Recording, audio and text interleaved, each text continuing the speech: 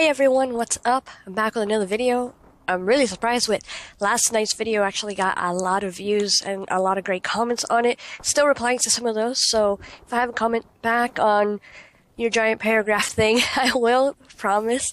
But yeah, I'm happy with the feedback that I got from that. I'm surprised as well. But either way, this video is kind of linked with that a little bit. I did talk about GameStop and how that's disappearing. Some people do think that it's part of the physical digital thing going on as well, and I don't necessarily agree with that. Like I said in the video, along with some other stuff, if you want to check it out, I'll link it below. I think it's more of a business model thing, and GameStop doesn't know how to do it right, basically. So that's why they're in the position that they're in right now. But in this video, which I've been wanting to do this video forever, but just never had, I don't know, the right information or the right words to say about it. But this is definitely something I'm passionate in, not because necessarily I'm physical only, but I do like physical more than digital games. And this article popped up, and it really triggered me to do this video, and I was like, oh hell no, type of deal. So yes, in this article, and I think this is by Game Rant, I'll link it below. It says games will be all digital by 2022, predict analysts. So yeah, that title obviously got me triggered a little bit. I did read through it and everything, so I'm not going to get into I'm not going to break down the article or anything or get into the details that they talk about. I'm just going to like share my thoughts about that particular title. So if you want to if you want to check it out, like I said, the link will be down below. So yes, obviously I don't agree with this at all. I don't think it's going to be 100% digital. And the reason why I say that is because, like it says in the title, all games will be digital. And I did see some other articles talking about this as well, and some of them just say as well, like 100%, they're all going to be like that, da da da da. And I'm like, no, I don't agree with that.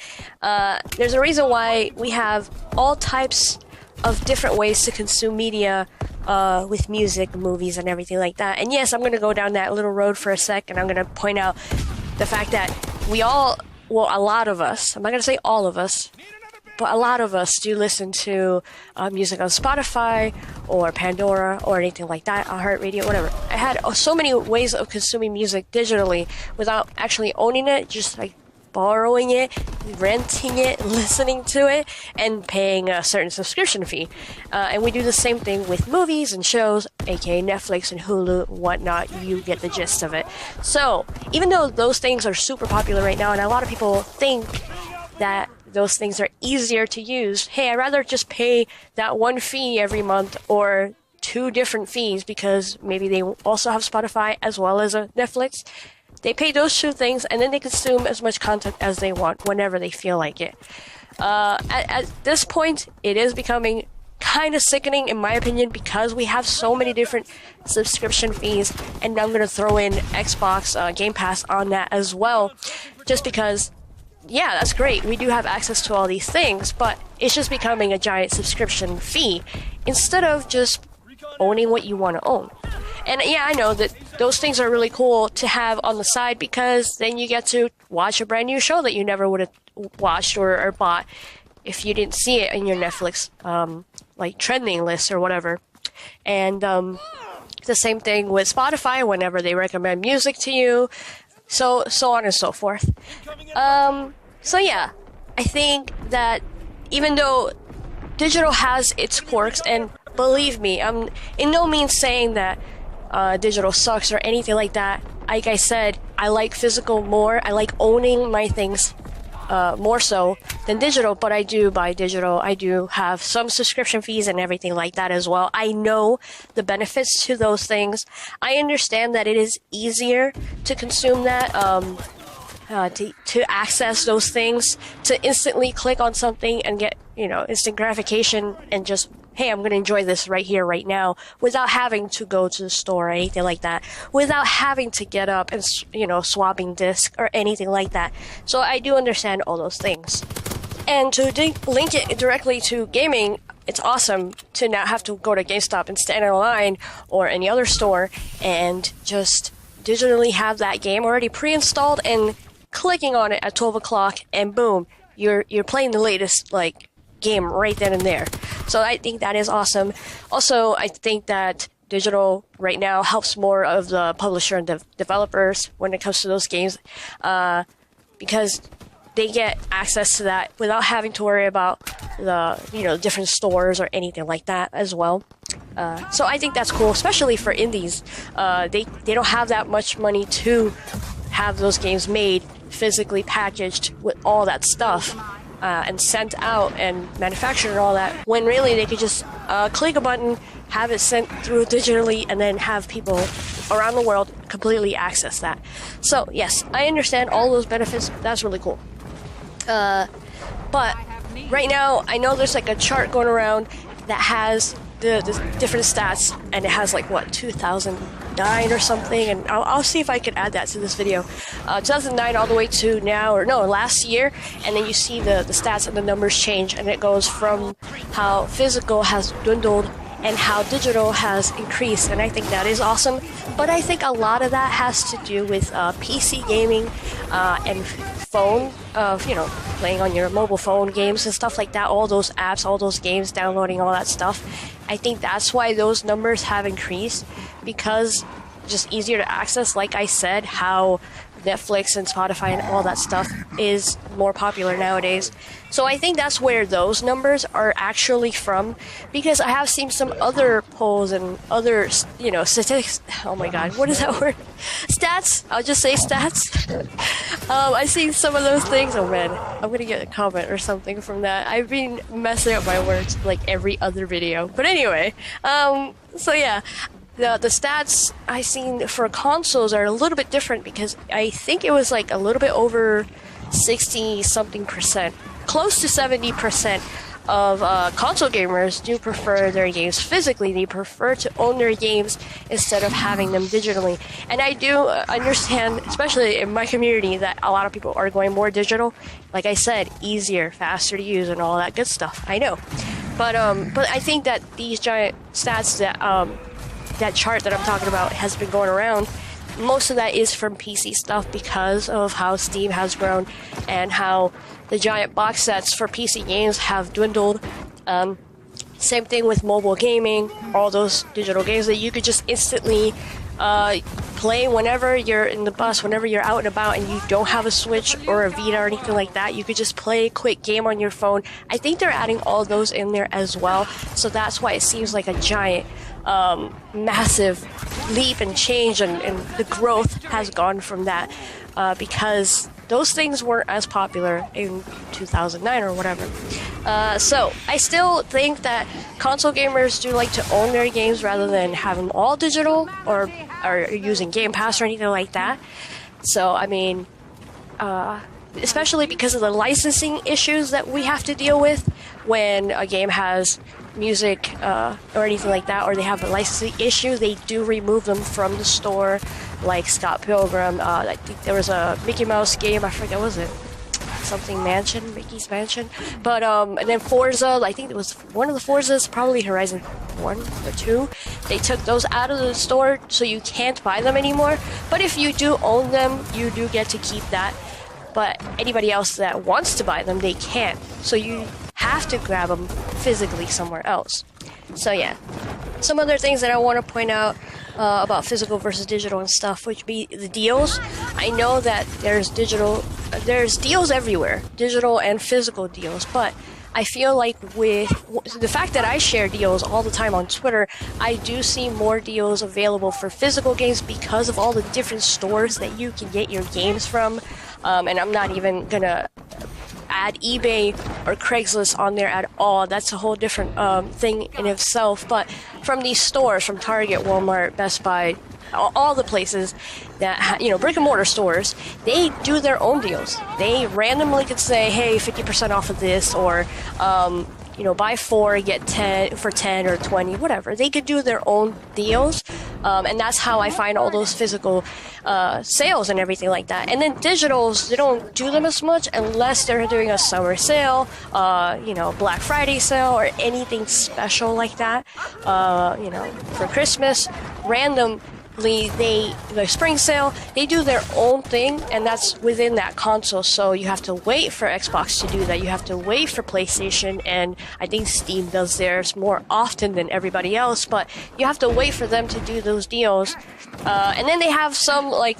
Obviously, every week I share deals, but those are for smaller, smaller titles, or a couple of titles they'll have on sale for a little bit, probably 40 to 60% off or something like that, certain titles. So those are random, and obviously indies and everything are included in those as well. But I think a lot of gamers out there, and yes, I do understand that these numbers are dwindling, but we like to own our games. We like to have those collector's editions. Yes, like I said, I am a collector, and I think a lot of people like to have those things as well. You can see them all over Twitter and on YouTube as well. Also, to have the ability to trade in your games if you don't want that in your collection anymore, or if you're tired of that game in particular, or I don't know, you think they're going to shut down the servers or something like that, because you don't think that's that popular anymore. Trying to think of a game. Well, there's a lot of games that I remember from the PS3 that just literally disappeared off the face of the earth. Anything like that, you could get rid of, trade in, sell, or anything like that. You could choose to pass it down to someone else if you don't want have the collection anymore. You could give it away. Well, anyway, besides all those things, I just think it's easier, and a lot of gamers like having ownership of their games and choosing when to get rid of it if that's what they want to do. Instead of having a certain window, like Steam and Xbox have a certain window that you could trade it back in and get your money back or something like that. If you have it physical, you can do that whenever you want. You don't have to worry about that small window of you trying the game and then returning it. And I know that a lot of these, I mean, not everyone feels this way, and I'm going to get to the ones that are more serious to the way a lot of people feel, and some of these, especially when it comes to digital, and this could change from the PS4 on, but with the PS3 games, I have digital games on there that I can't touch unless I get on the PS3 in particular. I like that Xbox and 360, they're doing back compat, so a lot of those digital games that I did have, I could play a lot of them, and they're still adding every month, they're doing back compat. And the cool thing is that even with the OG Xbox games, if you own it physically, you don't have to worry about buying it again. But they do give you that option to purchase it digitally, which was never available in the past. But with PS3, my brother has a lot of PS1, PS2 games, and some PS3 games digital as well, and he can't touch any of those because he's on the PS4 now, and those are not back compat. So if he wants to access those, he has to hook up the PS3 all over again and then access those games digitally. I don't know how they're going to do with the next PlayStation 5. I would hope that they do back compat for any digital games that people own now, then they can access it in the following system. But with PC, you never have to worry about that, and I think that's why specifically PC has, like, most of the people have gone digital. Probably 80 or 70% have gone digital because they can access old as games, and they don't have to worry about like that disappearing or them being limited to that, unless they have, I guess, depending on the rig and the game and how it runs and blah blah blah blah blah, which I'm not dealing with that. But I do like that Xbox is giving us access to older digital games on the newer systems, and they're saying that they're going to do that for the following system already as well. And another thing that's linked with that would be hackers.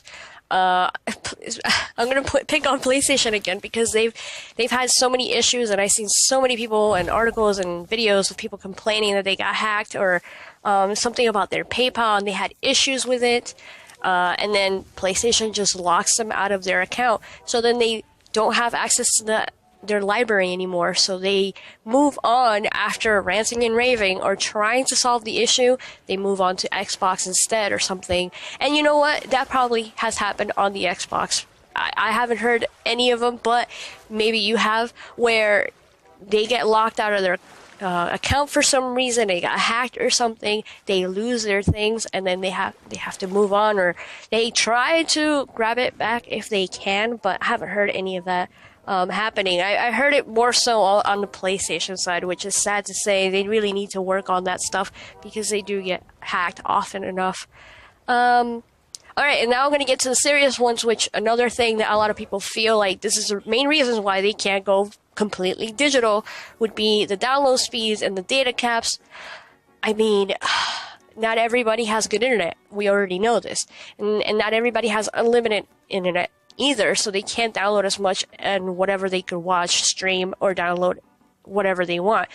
It's sad to say, but I mean, it is true, and I feel like that's going to get a little bit worse because the whole net neutrality crap and everything like that, and that they tried to, you know, fight that, and it didn't work, and now it's kind of like, yeah, our internet providers can mess with us and put caps on things, and they could bundle certain services, and they could do all that stuff now, and the government really doesn't care. It's not their problem. You either gotta cough up or you won't have access to those things if they choose to change it or anything like that, which right now Comcast and Verizon are the ones that are like looking to change those things and bundle and charge us for extra features or whatever.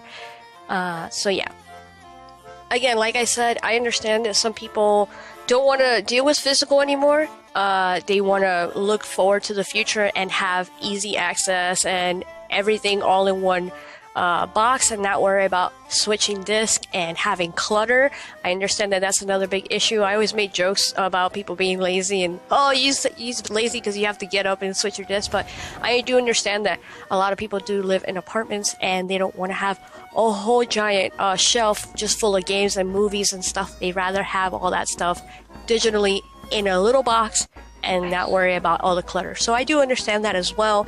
I do see both sides. I understand the benefits of having digital and physical as well. So I just know that I like having physical games. I like having to own my games and having a collection of my favorite games and stuff. And if I choose to, you know, get rid of some of those and lessen my collection in the future for when I move, and then just have only Xbox One games, and then getting rid of all the 360s and PS2 and PS3 games that I have, so be it. That's sometime in the future, who knows.